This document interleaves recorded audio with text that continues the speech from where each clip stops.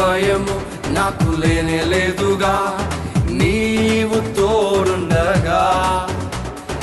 ఏ దిగులు నాకు లేనే లేదుగా, నీ కృప నాతోనుండగా.